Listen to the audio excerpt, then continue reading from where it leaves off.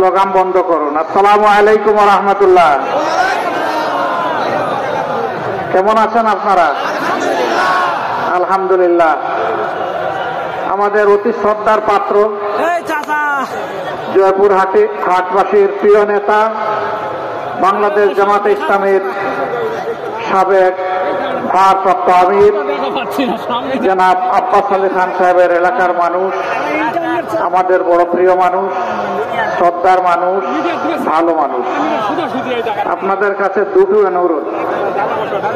একটি হচ্ছে, সাংবাদিক বন্ধুরা এখানে দাঁড়িয়েছেন, পেশাগত দায়িত্ব পালন করবেন। এতে পিছনে যারা আছেন তাদের একটু কষ্ট হবে, আপনারা একটু ধৈর্য ধরবেন, তাদেরকে দায়িত্ব পালন করতে দিবেন। দ্বিতীয় অনুরোধ, আমরা লম্বা বক্তব্য রাখব না। আমাদের বক্তব্যের অংশটুকু আপনারা হৃদয়ে ধারণ করে জয়পুর হাটের ঘরে ঘরে ইনশাআল্লাহ আপনারা ছড়িয়ে পড়বেন। সেই পর্যন্ত আপনারা সকলে ধৈর্য ধরে আমাদের সাথে থাকবেন ইনশাআল্লাহ। আলহামদুলিল্লাহি রাব্বিল আলামিন, আসসালাতু ওয়াসসালামু আলা রাসূলিহিল কারীম ওয়া আলা আলিহি ওয়া সাহবিহি ওয়া আহলি বাইতি আজমাইন। বাংলাদেশ জামাত ইসলামী ঐতিহ্যবাহী জয়পুর হাট জেলা শাখা কর্তৃক আয়োজিত আজকের এই বিশাল কর্মী সম্মেলনের সম্মানিত সভাপতি, জয়পুর হাটবাসীর প্রিয় নেতা, মাটি এবং মানুষের নেতা, জেলা আমির জনাব ডাক্তার ফজলুর রহমান সাইদ, কেন্দ্র থেকে আসা বিশেষ অতিথি, বাংলাদেশ জামাত ইসলামের কেন্দ্রীয় নির্বাহী পরিষদের অন্যতম সদস্য, সহকারী সেক্রেটারি জেনারেল, উত্তরবঙ্গের গর্বিত সন্তান, আপনাদের প্রিয় মানুষ জনাব মৌলানা রফিকুল ইসলাম খান, মঞ্চে বসা অতিথিবৃন্দ, নেতৃবৃন্দ, শহীদ পরিবারের গর্বিত সদস্যবৃন্দ, সম্প্রতি আন্দোলনে, জুলাই আন্দোলনে আহত ভাইয়েরা আমার এবং প্রিয় সহকর্মীবৃন্দ, সাংবাদিক বন্ধুগণ, আল্লাহ তাবারক ওয়া তাআলার শুকরিয়া, লাখো লাখো শুকরিয়া, অসংখ্য শুকরিয়া। 15.5 বছরের বন্দী দশা থেকে এই জাতিকে আল্লাহ তাআলা মুক্ত করেছেন, আলহামদুলিল্লাহ। সেই মুক্ত পরিবেশ আজকে আপনাদের সামনে দুটি কথা বলার জন্য আল্লাহ তাআলা আমাদেরকে হাজির হওয়ার তৌফিক দিয়েছেন, আরেকবার আলহামদুলিল্লাহ। প্রিয় জয়পুরবাসী, বাংলাদেশ আমাদের প্রিয় দেশ। আমরা আমাদের প্রিয় দেশকে ভালোবাসি, প্রতিটি দুলাকোনাকে ভালোবাসি। এ দেশের দল মত জাতি ধর্ম নির্বিশেষে সমস্ত মানুষকে ভালোবাসি। আল্লাহ তাআলার মেহেরবানি, আল্লাহ তার অসংখ্য সৃষ্টির মধ্য থেকে আমাদেরকে করেছেন সৃষ্টির সেরা আশরাফুল মাখলুকাত। যুগ যুগ ধরে দল ধর্ম নির্বিশেষে আমরা প্রিয় দেশে বসবাস করে আসছি। পাশাপাশি শান্তিপূর্ণভাবে বসবাস করা আমাদের সকলের আকাঙ্ক্ষা। সেই আকাঙ্ক্ষা পূরণে কখনো কখনো কিছু ব্যতিক্রম ঘটেছে। যা ঘটেছে এটি অমানবিক, অসুন্দর, অনাকাঙ্ক্ষিত। স্বাধীনতা পেলাম 54 বছর। এই দীর্ঘ পথ পরিক্রমায় একটা জাতি বিশ্বের দরবারে মর্যাদাবান জাতি হিসেবে দাঁড়ানোর জন্য যথেষ্ট সময় ছিল। কেউ যদি বলে বাংলাদেশের স্বাধীনতার পরে জাতির জন্য ভালো কিছুই হয়নি, আমি একমত হব না।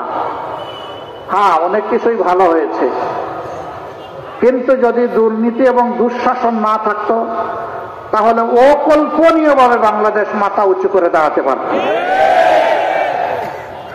দুর্নীতি এবং দুঃশাসনের কারণে আমরা স্বাধীনতার সেই ফসলটুকু ভোগ করতে পারলাম না। সম্প্রতি দুঃশাসন আমরা প্রত্যক্ষ করেছি, ওটা জাতি মজলুম ছিল। বিশেষভাবে আমাদের দলটির কথা আপনারা জানেন। আমাদের সম্মানিত সহকর্মী,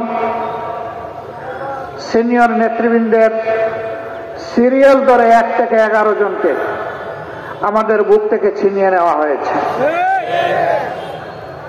অধ্যাপক গোলাম আজম রাহিমাহুল্লাহ, শহীদ মৌলানা মতিউর রহমান নিজামী রাহিমাহুল্লাহ থেকে শুরু করে কোরআনের পাখি আল্লামা দিলাওয়ার হোসেন সাঈদী রাহিমাহুল্লাহ, সবাইকেই আমাদের বুক থেকে তুলে নেওয়া হয়েছে।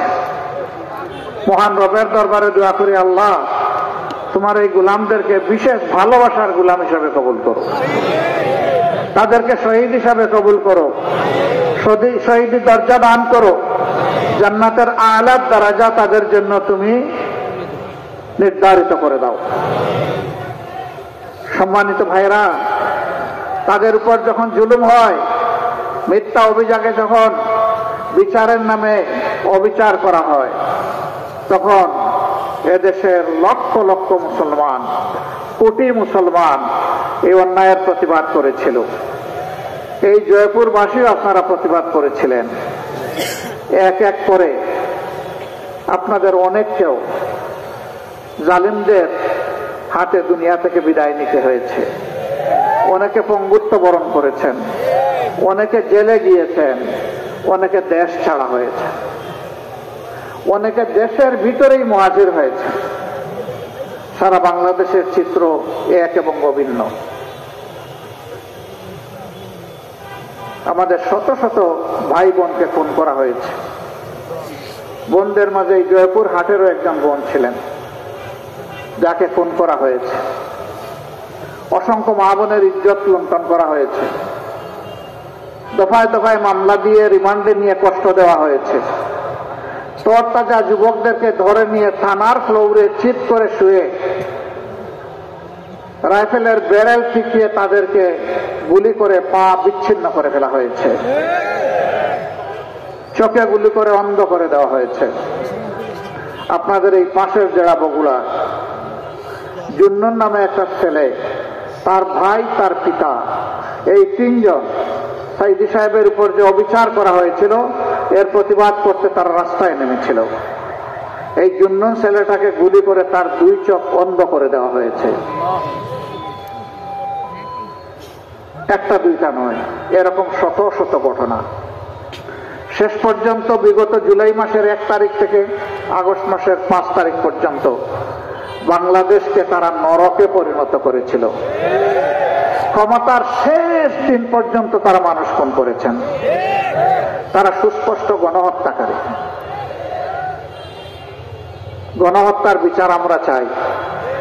প্রত্যেকটি গণহত্যার বিচার হতে হবে। আমরা সরকারকে বলি, অগ্রাধিকারের ভিত্তিতে গণহত্যাকারীদের বিচার করুন। শহীদদের আত্মা শান্তি পাবে, কারণ তারা একটু শান্তি খুঁজে পাবে। 18 কোটি মুসলিম মানুষ খুশি হবে। তবে হ্যাঁ, সমাজে আরো অনেকগুলো গুরুত্বপূর্ণ কাজ আছে, সেটাও করতে হবে। আমার ভাই রফিকুল ইসলাম খান বলেছেন, এতগুলা তাজা তরচারা জীবন, 1000 থেকে 2000 তারা খুন করলেন 1 মাসের ভিতরে। তারা জীবন দেয় নাই যেন তেন ভাবে আমরা কেউ ক্ষমতায় বসে যাবো। তারা জীবন দিয়েছে একটা বৈষম্যহীন বাংলাদেশ দেখতে, একটা মানবিক বাংলাদেশ তারা দেখতে চায়, একটা করাপশন ফ্রি দুর্নীতিমুক্ত বাংলাদেশ দেখতে চায়। বাংলাদেশে আবার দুঃশাসন ফিরে না আসুক, তা তারা দেখে। তাই যদি করতে হয় তাহলে অবশ্যই একটা অর্থবহ নির্বাচনের দিকে, আর সেই নির্বাচন করতে হলে অবশ্যই গুরুত্বপূর্ণ কিছু সংস্কার সাধন করতে হবে। এই জন্য জামাতে ইসলামী 5 তারিখেই বলে দিয়েছে, এই সরকারকে আমরা যৌক্তিক সময় দিতে চাই প্রয়োজনীয় সংস্কার সাধনের জন্য। তাড়াহুড়া করে আমরা নিজেরাও ক্ষমতায় যেতে চাই না, কেউ তাড়াহুড়া করে ক্ষমতায় যাক সেটাও। আমরা চাই একটা সুস্থ নির্বাচনের মধ্য দিয়ে আল্লাহ তাআলা যাদেরকে সুযোগ দেবেন, জনগণ যাদেরকে ভালোবাসা এবং সমর্থন দিয়ে তারা যেন বাংলাদেশের পরিচালনার দায়িত্ব পায়। তবে অতীতে আমরা যা দেখেছি, হ্যাঁ, মাইক দিয়ে একটা বন্ধ হয়ে গেছে, মানে ওরিড হবেন না, বাকি দিয়ে শুনে ইনশাল্লাহ কভার করে ফেলবেন। বলছিলাম আর কোন ইশারা দিবেন না, ধৈর্য ধরে বসে থাকেন, যা শুনেন অতটুকুই আলহামদুলিল্লাহ চলবে, আলহামদুলিল্লাহ চলবে। সম্মানিত ভাইয়েরা, বলছিলাম যে প্রয়োজনীয় সংস্কার আমাদেরকে সাধন করেই তবে একটা গ্রহণযোগ্য নির্বাচন আমরা দেখি। কিন্তু অতীতের দুঃখজনক ঘটনা, যারা নির্বাচনের আগে জাতিকে অনেক ভালো ভালো কথা বলেছেন, ওয়াদা করেছেন, ইশতেহার দিয়েছেন, নির্বাচনের পরে গিয়ে সব তারা ভুলে গেছে। 5 বছর জাতিকে দেওয়া ওয়াদা বাস্তবায়নে তারা আগ্রহী ছিলেন না, বরঞ্চ অনেকেই প্রতিপক্ষ দমনে ব্যস্ত হয়ে পড়েছিলেন। আপনি তো দেশ গঠন করবেন, আপনি দমনে ব্যস্ত হলেন কেন? দেশ গঠন করলে তো এমনি যার যেটা পাওনা বিচারের মাধ্যমে সেটা পাবে এবং নির্বিশেষে সমস্ত মানুষ উপকৃত হবে।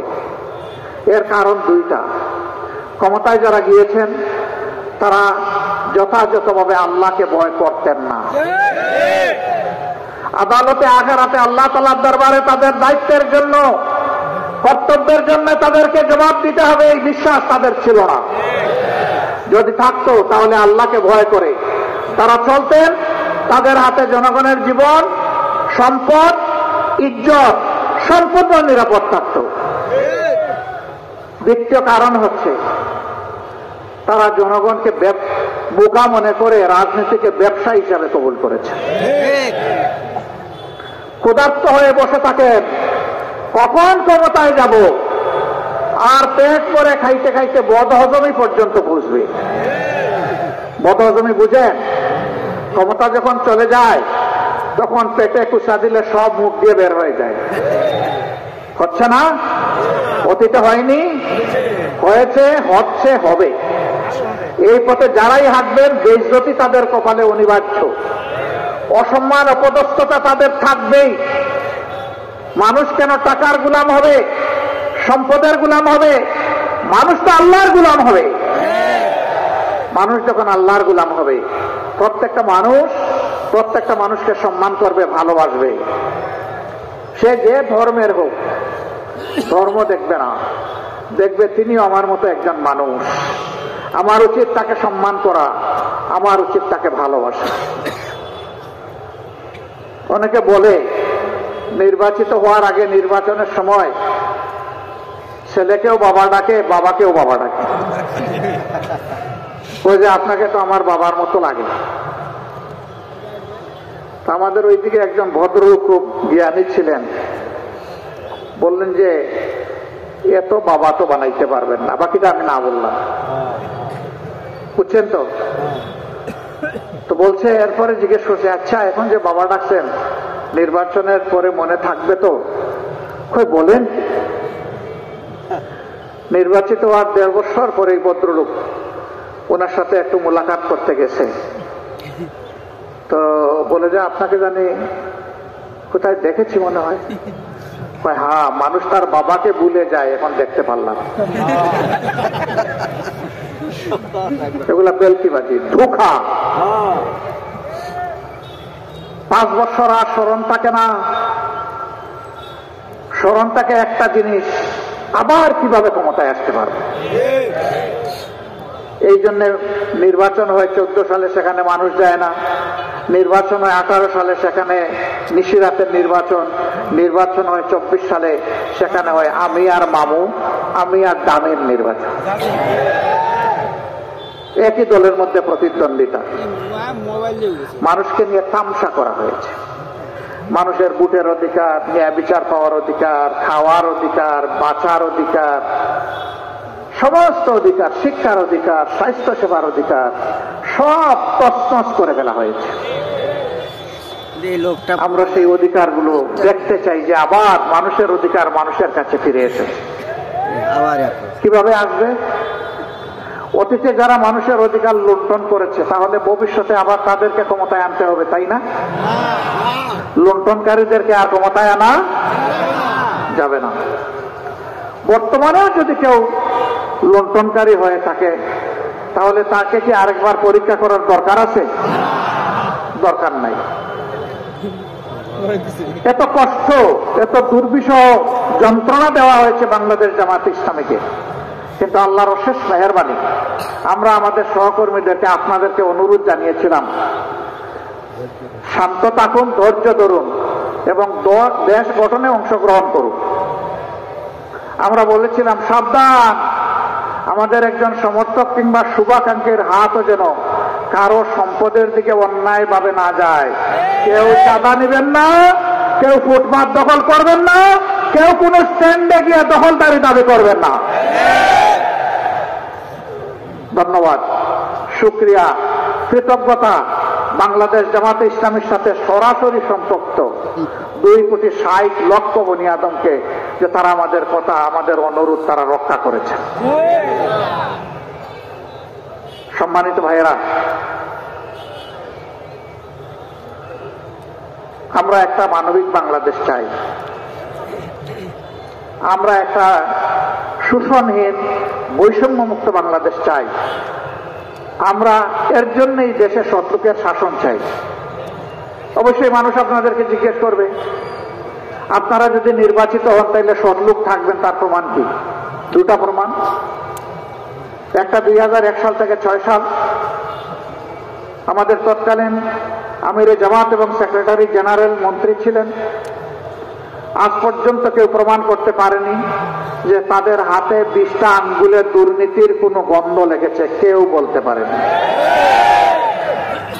আমাদের 63 জন এমপি ছিলেন বিভিন্ন টার্মে, একই কথা তাদের ব্যাপারে। 2024 সালের 5 আগস্ট আমরা প্রমাণ দিয়েছি যে আমরা আল্লাহকে ভয় করি। আমাদের হাতে কারো সম্পদ ক্ষতিগ্রস্ত হয়নি, লুণ্ঠিত হয়নি, চাঁদা চাইনি, চাঁদা চাইব না। যদি আল্লাহ তাআলার ইচ্ছা হয়, জনগণের ভালোবাসায় জামাতে ইসলামী নির্বাচিত হয়, ইনশাআল্লাহ আমরা দেশের মালিক হব না, আপনাদের সম্পদের মালিক হব না, আমরা হব আপনাদের এবং আপনাদের সম্পদের ইজ্জতের চৌকিদার, পাহারাদার। আমরা পাহারা দিব, আমাদের জনগণ রাতে শান্তিতে ঘুমাবে। আরেকটা কথা ভেরি ক্লিয়ারলি বলতে চাই, ধর্মের কারণে কারো উপর সামান্য কোনো আঘাত আসুক, বৈষম্য হোক, তা আমরা বরদাস্ত করব না। যদি বাংলাদেশে মসজিদ পাহারা দেওয়ার দরকার না হয়, তাহলে ওরকম একটা সরকার কায়েম হলে তখন ইনশাআল্লাহ মন্দির, প্যাগোডা, চার্চ, মঠ কিছুই পাহারা দেওয়ার দরকার হবে না। যারা এদেশে জন্ম নেবেন, বসবাস করবেন, তারা সকলে এদেশের গর্বিত নাগরিক। তারা কোন ধর্মের এটা দেখার দরকার নেই। রাষ্ট্র ধর্মের ভিত্তিতে নয়, বরঞ্চ রাষ্ট্র যোগ্যতার ভিত্তিতে সকল নাগরিককে তার যোগ্য জায়গায় পৌঁছে দেবে ইনশাআল্লাহ। রাসূল মকবুল সাল্লাল্লাহু আলাইহি সাল্লাম যে রাষ্ট্রের দায়িত্বশীল ছিলেন, শাসক ছিলেন, সেবক ছিলেন, যাই বলেন, সেই রাষ্ট্রে এইভাবেই সকল ধর্মের মানুষেরা তাদের অধিকার পেয়েছিল।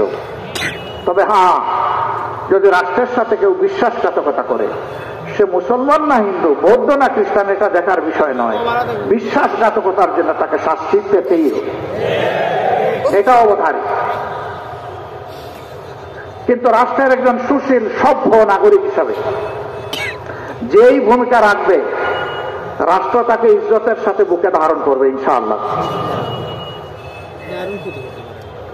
আজকে দেশে লক্ষ যুবক বেকার, বেকারত্বের হার আমাদের 34%। আমরা এটা দেখতে চাই না। কেন? কারণ একটাই। কেন দুর্নীতি? কারণ একটাই। কেন দুঃশাসন? কারণ একটাই, যে দেশে সুশিক্ষার কোনো বন্দোবস্ত নাই। আজকে সমাজের বিভিন্ন জায়গায় যারা যাচ্ছেন, সাধারণ শিক্ষায় শিক্ষিত হয়ে তাদেরকে শেখানো হয়নি, হে আদম সন্তান, তুমি মাস্টার্স করেছো, তুমি গ্রাজুয়েশন নিয়েছো, তুমি চিকিৎসক হয়েছো, তুমি প্রকৌশলী হয়েছো, তুমি কৃষিবিদ হয়েছো, তুমি একজন ডিপ্লোমেট হয়েছো, তুমি মনে করবে না আল্লাহর দেওয়া মেধা আর তোমার বাপের টাকায় তুমি হয়ে গিয়েছো। বরঞ্চ এদেশের 18 কোটি মানুষের তোমার ব্যাপারে বিনিয়োগ আছে, তোমার পিছনে বিনিয়োগ আছে। একজন ভিক্ষুক ভাই কিংবা বোন, একজন শ্রমিক আমার ভাই কিংবা বোন, মাঠে কাজ করা আমার একজন মজুর ভাই কিংবা বোন, কৃষক, শ্রমিক, মেহনতি জনতা, সাধারণ মানুষ সকলেই এই দেশে ট্যাক্স দেয়। আপনি যখনই যাবেন ঔষধ কিনতে, খাদ্য কিনতে, বস্ত্র কিনতে, তখন অবশ্যই আপনার দ্রব্যের মূল্যের সাথে সরকারের ট্যাক্স ব্যাক আপনাকে দিতে হবে। এখানে সবাই দেয়, কারো ট্যাক্স আলাদা করে রাখা হয় না। সেই ট্যাক্সের টাকায় আর বিদেশ থেকে জাতির জন্য ঋণ করে আনা টাকায় এই দুইটাই মিলে দেশের উন্নয়ন হয়। এই ঋণের ভাগ সকলের গায়ে পড়ে, 18 কোটি মানুষের গায়ে পড়ে। অতএব আপনি যে প্রাইমারি স্কুলে লেখাপড়া করেছেন, হাই স্কুল, কলেজ, ইউনিভার্সিটি, যেখানেই আপনি লেখাপড়া করেছেন, তার প্রত্যেকটা ইট, বালু, পাথর, নুড়ি, রড, সিমেন্ট, পানি, মিস্ত্রির হাত, সব কিছুতে ওই আমার ভিক্ষুক ভাই বোন সহ সবার টাকা এখানে আছে। সুতরাং আপনি যেখানেই থাকবেন আপনাকে মনে রাখতে হবে 18 কোটি মানুষের কাছে আপনি দায়বদ্ধ। যদি আপনি কৃতজ্ঞ মানুষ হন, যদি আপনি সত্যিকারের মানুষের মতো মানুষ হন। কিন্তু বর্তমান শিক্ষা এই অনুভূতি জাগিয়ে তোলার কোনো ব্যবস্থা নেই। এই জন্য আমরা এমন একটা শিক্ষা ইনশাআল্লাহ দেশবাসীকে উপহার দিতে চাই, যে শিক্ষায় শিক্ষিতরা আল্লাহকেও ভয় করবে, আবার দুনিয়ার সমস্ত যোগ্যতার দিক থেকে একেবারে উঁচু আসনে থাকবে। ওদের শিক্ষার পাঠ চুকানোর পরে 1 টুকরা, 2 টুকরা, 5 টুকরা সার্টিফিকেট নামক কাগজ দিয়ে আজকে ওখানে, কালকে ওখানে দৌড়াদৌড়ি করে শেষ পর্যন্ত কেউ কে আত্মহত্যা করে, এটা আমরা চাই না। আমরা চাই শিক্ষার পাঠ শেষ, কাগজের টুকরার সাথে সাথে তার কাজও তাকে ধরিয়ে দেওয়া হবে। প্রত্যেকটা যুবক যুবতীর হাতকে দেশ গড়ার কারিগরের হাতে পরিণত করা হবে। এই শিক্ষা যদি আমরা সমাজে কায়েম করতে পারি, সমাজ থেকে দুর্নীতি এবং দুঃশাসন বিদায় নেবে। আর এই শিক্ষা যদি সমাজে কায়েম না হয়, তাহলে সমাজ থেকে দুর্নীতি এবং দুঃশাসন বিদায় করা সম্ভব হবে না। প্রিয় দেশবাসী, এদেশের অর্ধেক মানুষ পুরুষ, অর্ধেক মানুষ নারী। জীবনের তাগিদে, প্রয়োজনের খাতিরে নারীদেরকেও বিভিন্ন পেশায় নিয়োজিত হতে হয়। কিন্তু আমরা প্রায় তাদের দুঃখের কথা, কষ্টের কথা, সম্মানহানির কথা, অপদস্থতার কথা আমরা গণমাধ্যমে দেখতে পাই। সমাজে যা ঘটে তার খুব কমই আমরা জানতে পারি। ইজ্জতের কারণে, লজ্জাবোধের কারণে অনেক কিছু সমাজের সামনে আসে না। দেশটা যদি কোরআনের শাসনে শাসন করা হয়, ইনশাআল্লাহ সৈনিক থেকে একদম নিচে যারা পরিচ্ছন্নতা কর্মী, পিয়ন থেকে প্রেসিডেন্ট, সব জায়গায় ভালো মানুষেরা, যোগ্য মানুষেরা কাজ করার সুযোগ পাবেন ইনশাআল্লাহ। আর নারীরা তাদের সঙ্গত কর্মক্ষেত্রে প্রয়োজনের তাগিদে জাতি গড়ার কারিগর হিসেবে তারাও কাজ করবেন। তারা বাড়তি 2টি জিনিস পাবেন যেটা থেকে এখন তারা বঞ্চিত। একটা তাদের মর্যাদা, আরেকটা তাদের নিরাপত্তা। তারা মর্যাদা এবং নিরাপত্তার সাথে কাজ করবেন। রাসূল করিম সাল্লাল্লাহু আলাইহি সাল্লামের সাথে মহিলারা যুদ্ধ করেছেন। এর চাইতে বড় কোনো কাজ জীবনে হয় না। সবচেয়ে কঠিন এবং ঝুঁকিপূর্ণ কাজ। তার সময় মহিলারা ব্যবসা করেছে। তার স্ত্রী একজন ব্যবসায়ী ছিলেন। তার সময় মহিলারা উম্মতের শিক্ষক হিসাবে কাজ করেছে। তার সময় নবী করিম সাল্লাল্লাহু আলাইহি সাল্লাম বিভিন্ন গুরুত্বপূর্ণ সময়ে মহিলাদের কাছ থেকে পরামর্শ নিয়েছে। হুদাইবিয়ার সন্ধির কঠিন সময়ে যখন কোনো সমাধান খুঁজে পাওয়া যাচ্ছিল না, তখন সঙ্গিনী স্ত্রীকে বলেছেন কি করব। তিনি পরামর্শ দিয়েছেন, হে আল্লাহর রাসূল, আপনার সঙ্গীরা তো আপনারই অনুগত, আল্লাহ তাআলার অনুগত। এই কাজগুলো আপনি আগে করে ফেলেন, তারা এক মুহূর্ত দেরি করবে না, তারা সাথে সাথে করবে। স্ত্রীর কথা শুনে তিনি করলেন, সাথে সাথে সমাধান হয়ে গেল। তাহলে রাষ্ট্রীয় গুরুত্বপূর্ণ কাজেও তাদেরকে অংশগ্রহণ করার সুযোগ দিয়েছে। সম্মানের সাথে এবং নিরাপত্তার সাথে। যদি দেশটা ইসলামী রাষ্ট্র হয় তাহলে এটা তাদের জন্য সার্চ করতে হবে। অনেকে বলে যে এটা যে করবেন আপনারা সব ক্ষেত্রে, এটার প্রমাণ কিভাবে? হ্যাঁ, আমরা নিজেরা কিছু ছোটখাটো প্রতিষ্ঠান চালাই, সেই প্রতিষ্ঠানগুলোতে শত শত কর্মচারী কর্মকর্তা কাজ করে। এরকম একটা ছোট প্রতিষ্ঠানের সাথে আমারও সম্পর্ক আছে, একটা মেডিকেল কলেজ। আল্লাহ তাআলা আমাকে এটার প্রতিষ্ঠাতা সভাপতি হওয়ার তৌফিক দান করেছিলেন। 2200 কর্মকর্তা কর্মচারী সেখানে কাজ করেন। উচ্চশিক্ষিত মানুষ থেকে শুরু করে একেবারে সাধারণ কর্মচারী সেখানে আছেন। সেখানে আমরা কোন ধর্ম দেখে কাউকে কাজে নিয়োগ করি নাই, আমরা তার যোগ্যতা দেখে কাজে নিয়োগ করেছি। সকল ধর্মের মানুষ সেখানে কাজ করে, সকল ধর্মের ছাত্রীরা সেখানে লেখাপড়া করে। এটা শুধু মেয়েদের জন্য মেডিকেল কলেজ। একজন সাংবাদিক আমাকে বলল, এটা কি সত্য?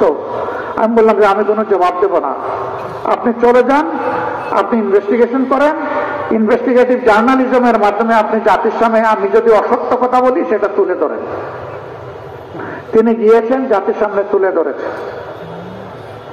তিনি কিছু যারা মুসলমান নন এমন কর্মকর্তা কর্মচারীর ইন্টারভিউ করেছেন, জিজ্ঞেস করেছেন কেমন ফিল করেন। বলে যে যতদিন চাকরি আছে এখান থেকে ছেড়ে যাব না। কেন যাবেন না? বলে যে এখানে আমাদেরকে সম্মান করা হয়।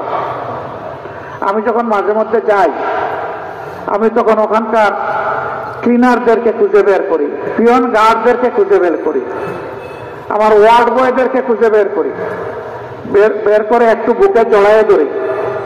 ওদের ঘামটা আমার কাছে আতরের সুগন্ধির মতো লাগে, কারণ এদের ঘামের উপর এই প্রতিষ্ঠান চলে। এরা এই প্রতিষ্ঠানের প্রাণ। এদেরকে যদি আমরা প্রাণ দিয়ে ভালোবাসি, এরাও প্রতিষ্ঠানটাকে দেশটাকে ভালোবাসবে। এবং এটা তো এমন একটা জায়গা যেখানে মানুষ অসহায় হয়ে সেবা নিতে আসে। সুতরাং এরা যদি ভালো পরিবেশ পায়, ভালো মননশীল হয়ে গড়ে উঠে, এখানে নিতে আসা সেবা নিতে আসা মানুষগুলো এখানে আরাম পাবে। আমি নিজেকে ধন্য মনে করি এদেরকে বুকে জড়াই ধরে।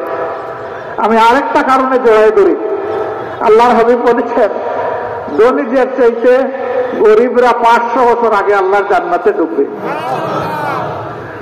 আল্লাহ যদি ওই সময় এদের ফাইলে আমারও মেহরবানি করে ঢুকায়। এই জন্য আমি তাদেরকে ভালোবাসি। আমি আমার একজন কর্মচারীকে কখনো তার ভুলের জন্য, অপরাধের জন্য আরেকজন কর্মচারীর সামনে বিচার করি না। যদি কোনো নারী কর্মচারী বা কর্মকর্তা এরকম করেন, তাইলে আরেকজন নারী রাখি তার সামনে। কিন্তু পুরুষ হলে একজনই যথেষ্ট। গালি দিয়ে চাবক মেরে শাসন করি না, মাথায় হাত দিয়ে বলি বাবা তোমার কাছে এটা আশা করিনি। মেয়ে হলে বলি মা তোমার কাছে তো এটা আশা করিনি। আমার বিচার বলেন, শাসন বলেন শেষ। শুকর মাবুদের আমার যে ভাইটাকে, বোনটাকে, মেয়েটাকে, ছেলেটাকে এরকম শাসন করেছি, জীবনে আর তাদেরকে আমার দ্বিতীয়বার শাসন করার প্রয়োজন হয় নাই। মানুষকে সম্মান দিলে মানুষ এই সম্মানের প্রতিদান দেয়। আমরা এমন একটা সমাজ গঠন করতে চাই যে সমাজে প্রত্যেকটা মানুষকে সম্মান করবে এবং ভালোবাসবে। এর নামই হচ্ছে মানবিক সমাজ, মানবিক বাংলাদেশ। এই বাংলাদেশটা আমার সহকর্মীরা আপনারা গড়ে দিতে পারবেন তো ইনশাআল্লাহ?